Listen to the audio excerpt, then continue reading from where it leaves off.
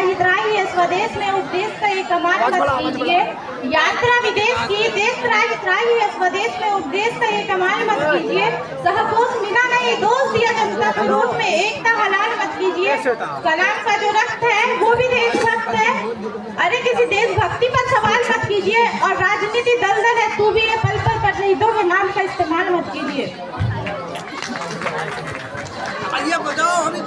परम सम्मानीय मुख्य अतिथि एवं गांव से आए हुए माता पिता भाई बहनों, आप सभी को गणतंत्रता दिवस के पावन पर्व की हार्दिक शुभकामनाएं।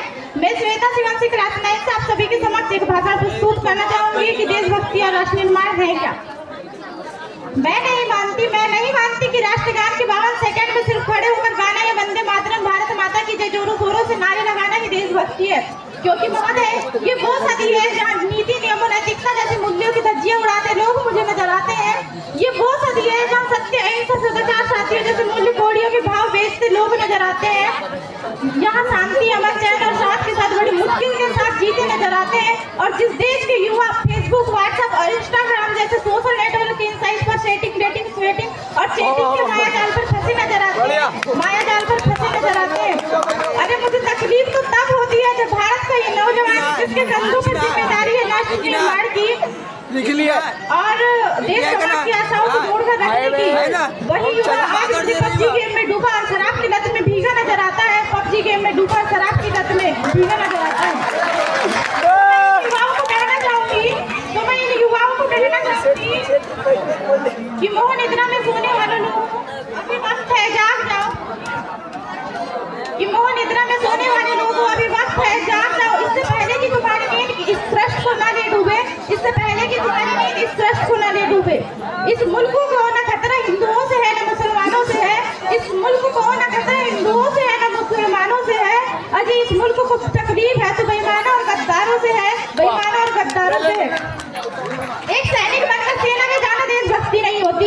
एक सैनिक बनकर सेना में जाना देशभक्ति नहीं होती। आजादी के पूर्व बात कुछ और थी और आज बात कुछ और है। तब झांसी की रानी लक्ष्मीबाई से लेकर शहीद भगत सिंह तक अमर चंद्रशेखर आजाद से लेकर महात्मा गांधी तक इन्हें हम देशभक्त कहते हैं। परंतु आज मैं देशभक्त कहूँ तो किसे कहूँ, तो आज देशभक्त कहूँ तो मैं किसे कहूँ। अपने परिवार समाज और राष्ट्र के प्रति समर्पण का भाव है देशभक्ति। हर देशद्रोही के जीवन में आने वाला तूफान है देशभक्ति। धर्म लोकता को बचाकर ईमानदारी से किया गया काम है देशभक्ति। धर्म लोकता को बचाकर ईमानदारी से किया गया हर काम है देशभक्ति। एक गरीब बीमार बुजुर्ग को दवाई दी जाए तो वो है देशभक्ति। एक पत्रकार अपनी पत्रकारी पूरी ईमानदारी से करे तो वो है देशभक्ति। और एक शिक्षक पैसों के लिए नहीं, परंतु विद्यार्थी को आगे बढ़ाने के उद्देश्य से पढ़ाए तो वो है देशभक्ति। और आज का ये नौजवान युवा जिस वतन के खातिर दूसरे को मारने के लिए नहीं, पहले खुद मरने को तैयार हो तो वो है देशभक्ति।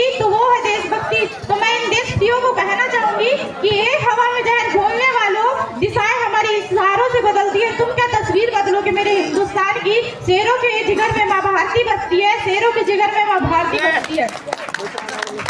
और अगर मैं आज बात यहाँ महिलाओं की करूँ तो महिलाओं को आज यहाँ आरक्षित नहीं बल्कि सुरक्षित करने की जरूरत है। क्योंकि आज दहेज प्रथा, बाल विवाह और बलात्कार जैसी बातें बढ़ती नजर आती है। तो नारी सशक्तिकरण में मैं कुछ पंक्तियां अदा करना चाहूंगी कि इस वतन की रक्षा का हम लड़कियों को भी हक है।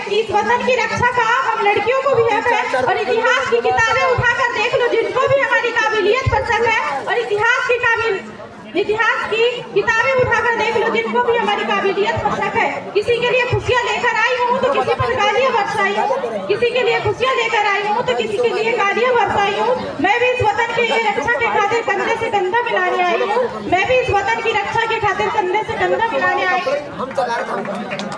और भारत माँ की बेटी हूँ मैं, तैयार हूँ सरहद पर जाकर सीने पर गोली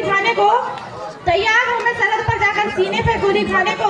एक माँ बनकर हर दर्द को सह जाना आता है। एक बहन बेटी या पत्नी बनकर हर गम को छुपाना आता है। और रसोई में केवल बेलन ही नहीं साहब, मुझे इस वतन की रक्षा के खातिर हथियार उठाना भी आता है। और भूल मत करना सिर्फ पापा की परी समझने की,